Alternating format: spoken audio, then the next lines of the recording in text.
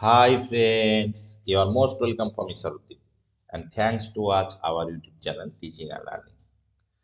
তোমরা যারা food SI, miscellaneous এবং ক্লার্কশিপের এক্সাম দেবে তোমাদের জন্য প্রাচীন ভারতের ইতিহাস থেকে মৌর্য সাম্রাজ্য যে চ্যাপ্টার আছে সেই চ্যাপ্টার থেকে সমস্ত প্রশ্ন নিয়ে এসেছি। কারণ আজকের ক্লাসটি করার পর তোমাকে মৌর্য সাম্রাজ্যের জন্য আলাদা করে কোনো ক্লাস বা বই পড়ার প্রয়োজন হবে না। এবং তোমরা যদি প্রিভিয়াস ইয়ারের যে কোনো এক্সামের কোশ্চেন পেপার স্টাডি করো তো সেখানে দেখতে হবে মৌর্য সাম্রাজ্য থেকে যদি কোনো প্রশ্ন এসে থাকে তো আমার আজকের এই ক্লাসের মধ্যে তুমি সেই প্রশ্নগুলো পেয়ে যাবে। কারণ নিশ্চিতভাবে বলতে পারি মৌর্য সাম্রাজ্য থেকে যদি তোমাদের প্রশ্ন আসে, যদি কি প্রশ্ন আসবেই, কারণ মৌর্য সাম্রাজ্য থেকে যে কোনো এক্সামে, কারণ এটি একটি হট টপিক, এখান থেকে যে কোনো এক্সামে এক্সামিনাররা প্রশ্ন সেট করে। তো প্রশ্নই দেখ, তো মৌর্য সাম্রাজ্য থেকে যে কোনো প্রশ্নই দেখ না কেন, তোমরা যদি আজকের ক্লাসটি পুরো দেখো তাহলে মৌর্য সাম্রাজ্যের যে একটি দুটি বা তিনটি প্রশ্ন থাকবে সেটি তোমাদের নিশ্চিত হয়ে যাবে নাম্বার। তো চলো কথা না বাড়িয়ে আজকের ক্লাস আরম্ভ করি। দেখো আজকের ক্লাসের প্রথম প্রশ্ন কি আছে, কোন রাজবংশকে পরাজিত করে মৌর্য সাম্রাজ্য প্রতিষ্ঠিত হয়? অর্থাৎ একদম শুরু থেকে আরম্ভ করব, মৌর্য শেষ সম্রাটে গিয়ে শেষ করব। ঠিক আছে? তো কোন রাজবংশকে হারিয়ে মৌর্য সাম্রাজ্য প্রতিষ্ঠিত হয়? প্রথম প্রশ্ন অপশন কি আছে, হর্ষঙ্ক বংশ, নন্দ বংশ, প্রতিহার, পাল। তো অপশনগুলো দেখতে পাচ্ছ তোমরা যে এর সঠিক উত্তর হবে নন্দ বংশ, তাই না? নন্দ বংশকে পরাজিত করে মৌর্য সাম্রাজ্য প্রতিষ্ঠিত হয়। তো নন্দ বংশের শেষ সম্রাট কে ছিল তাহলে, যাকে পরাজিত করে মৌর্য সাম্রাজ্য প্রতিষ্ঠিত হয়? সেটা ছিল ধননন্দ, তাই না? এটি কত সালে প্রতিষ্ঠিত হয়? 322 বিসি, বিফোর ক্রাইস্ট, অর্থাৎ 322 খ্রিস্টপূর্বাব্দে ধননন্দকে পরাজিত করে মৌর্য সাম্রাজ্য প্রতিষ্ঠিত হয়। সেটি কে করেছিল? চন্দ্রগুপ্ত মৌর্য, তাই না? চন্দ্রগুপ্ত মৌর্য।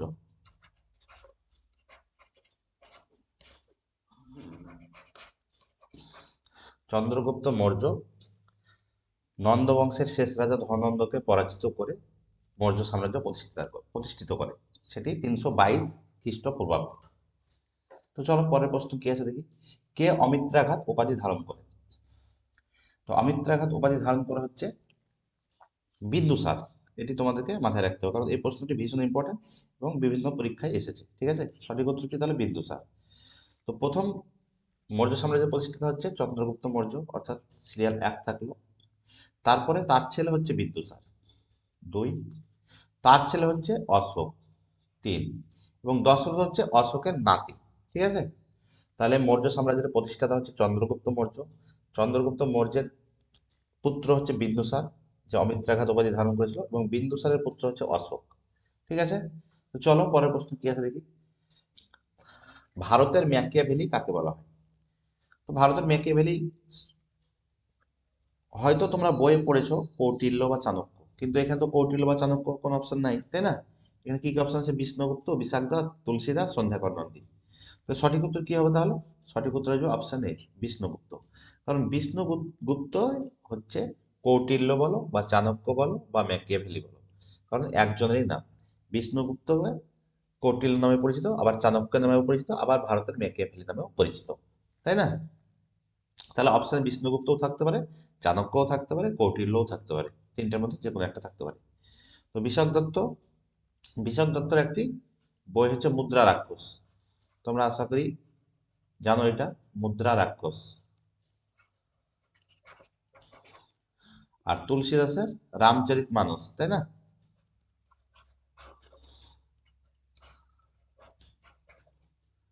রামচরিত মানস। আর সন্ধ্যাকর নন্দীর হচ্ছে রামচরিত।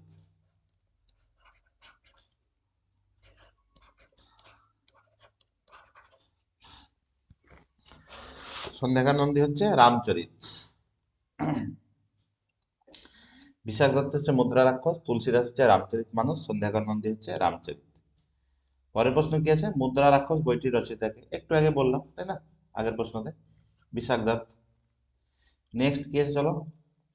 বৌদ্ধ মতবাদ অনুযায়ী মৌর্যরা কোন জাতিভুক্ত ছিল? ব্রাহ্মণ, ক্ষত্রিয়, বৈশ্য, শূদ্র। তো বৌদ্ধ মতবাদ অনুযায়ী মৌর্যরা ছিল ক্ষত্রিয়। ঠিক আছে, তো বৈশ্য কাদের মত অনুযায়ী ছিল? তো ব্রাহ্মণ কারোর মত অনুযায়ী ছিল না, বৈশ্য এবং শূদ্র ছিল কারোর মত অনুযায়ী। সেটা কার? শূদ্র ছিল তোমার ব্রাহ্মণদের মতে। পৌরাণিক তথ্য এবং ব্রাহ্মণদের মতে মৌর্য ছিল শূদ্র, ঠিক আছে। এবং এবং জুনাগড় শিলালিপি অনুযায়ী মৌর্যরা ছিল বৈশ্য, জুনাগড়, ঠিক আছে। জুনাগড় শিলালিপি অনুযায়ী মৌর্যরা ছিল বৈশ্য, এবং ব্রাহ্মণ ও পৌরাণিক মতে মৌর্যরা ছিল শূদ্র, আর ক্ষত্রিয় ছিল বৌদ্ধ মতবাদে, ঠিক আছে। তো পরের প্রশ্ন ছিল মেগাসথিনিস কার রাষ্ট্রদূত ছিলেন? মেগাসথিনিস, এখানে যে অপশনগুলো আছে তার মধ্যে সঠিক উত্তর হবে অপশন এ, সেলুকাসের রাষ্ট্রদূত ছিলেন। তো মেগাসথিনিসের একটি ফেমাস বই যেটি বিভিন্ন এক্সামে আসে, ঠিক আছে, সেটা হচ্ছে ইন্ডিকা। এই ইন্ডিকা গ্রন্থের রচয়িতা হচ্ছেন মেগাসথিনিস। চলো পরের প্রশ্ন কি আছে দেখি। কত সালে চন্দ্রগুপ্ত মৌর্য আলেকজান্ডারের সেনাপতি সেলুকাস নিকাটরকে পরাজিত করেন? এর সঠিক উত্তর হবে অপশন এ, 305 খ্রিস্টপূর্বাব্দে, ঠিক আছে। পরের প্রশ্ন দেখো, চন্দ্রগুপ্ত মৌর্য গ্রিক রাজা সেলুকাসের যে মেয়েকে বিয়ে করেছিল তার নাম কি? Helen, Sanghamitra, Dipanwita, Justin. সঠিক উত্তর হবে অপশন এ, হেলেন। আর সংঘামিত্রা তার নিজের মেয়ে। চলো পরের প্রশ্ন কি আছে দেখি। গ্রিক ঐতিহাসিকরা চন্দ্রগুপ্ত মৌর্যকে কি নামে অভিহিত করেন? সঠিক উত্তর হবে অপশন এ, সান্দ্রকোট্টাস। তো সম্ভবত এখানে ওকারটা হতে পারে, সান্দ্রকোট্টাস।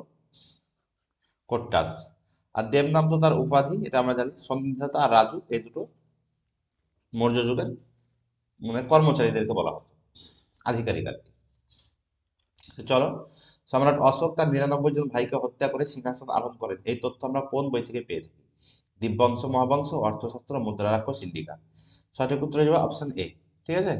দিব্যবংশ ও মহাবংশ থেকে আমরা এই তথ্য পেয়ে থাকি যে সম্রাট অশোক তার 99 জন ভাইকে হত্যা করে সিংহাসন আরোহণ করেন, একমাত্র তিস্যকে হত্যা করেন। আর অর্থশাস্ত্র তো বললাম, কৌটিল্য, চাণক্য, আর বিষ্ণুগুপ্ত, যেটাই বলবা। মুদ্রা রাক্ষস হচ্ছে বিশাখদাত, আর ইন্ডিকা হচ্ছে মেগাস্থিনিস। তো চলো, কোন নদীর তীরে কলিঙ্গ যুদ্ধ হয়েছিল? অপশন এ, দয়া নদীর তীরে কলিঙ্গ যুদ্ধ হয়েছিল। পরের প্রশ্ন, কে নিজেকে প্রজাগণের পিতা অর্থাৎ প্যাটার্নাল কিংশিপ বলে উল্লেখ করেন? এর সঠিক উত্তর হবে অপশন এ, অশোক। অশোক নিজেকে প্রজাগণের পিতা বা প্যাটার্নাল কিংশিপ বলে উল্লেখ করেন। কার উদ্যোগে ও কোথায় তৃতীয় বৌদ্ধ সমাবেশ অনুষ্ঠিত হয়েছিল? অশোক পাটলিপুত্র, বিন্দুসার পাটলিপুত্র, চন্দ্রগুপ্ত মৌর্য পাটলিপুত্র, দশরথ পাটলিপুত্র। এর সঠিক উত্তর হবে অপশন এ, অর্থাৎ বৌদ্ধদের যে 4টি সমাবেশ হয়েছিল তার মধ্যে তৃতীয় বৌদ্ধ সমাবেশ অশোকের নেতৃত্বে পাটলিপুত্রে হয়েছিল। তো প্রথম অজাতশত্রুর নেতৃত্ব হয়েছিল, সেটা অন্য ক্লাস আলোচনা করব পুরো 4টি নিয়ে। তো আজকে মৌর্য রিলেটেড প্রশ্নগুলো আলোচনা করব। তো চলো পরের প্রশ্ন কি আছে দেখি। কোন শিলালিপি থেকে অশোকের ধর্মনীতি সম্পর্কে জানা যায়? এটি হচ্ছে অপশন বি, কান্দাহার শিলালিপি থেকে অশোকের ধর্মনীতি সম্পর্কে জানা যায়। 15 কি বলছে, নিম্নলিখিত কোন করটি কৃষকদের কাছ থেকে মৌর্য যুগে নেওয়া হতো? ভাগ ও বলি, জিজিয়া, ইক্তা, ব্রহ্মা। সঠিক উত্তর হবে অপশন এ, ভাগ ও বলি। এটি 1/4 ছিল, অর্থাৎ 4 ভাগের 1 ভাগ দিতে হতো কৃষকদের। তো পরের প্রশ্ন কি আছে দেখো, বিখ্যাত সাঁচি স্তূপ ও সারনাথ স্তম্ভ কার রাজত্বকালে নির্মিত হয়েছিল? এটা ছিল সম্রাট Ashoka. Option A is the right answer. Next, অশোকের শিলালিপিগুলি কে উদ্ধার করেন? সঠিক উত্তর হবে option A, James Prinsep. Next, Ashoka প্রবর্তিত ধর্মের নাম কি? অশোক প্রবর্তিত ধর্মের নাম হচ্ছে অপশন ডি, ধম্ম। নেক্সট কি আছে, অশোকের বেশিরভাগ শিলালিপিতে কোন লিপি ব্যবহার করা হতো? ব্রাহ্মী। একমাত্র উত্তর পশ্চিমের কিছু শিলালিপিতে খারষ্টি ব্যবহার করা হতো, ঠিক আছে। তো এর সঠিক উত্তর হবে অপশন এ, ব্রাহ্মী। নেক্সট, মৌর্য বংশের শেষ সম্রাট কে, যার নিহত হওয়ার কারণে মৌর্য সাম্রাজ্যের সূর্য চিরতরে ডুবে যায়? এর সঠিক উত্তর কি আসবে? Option C, বৃহদত্ত।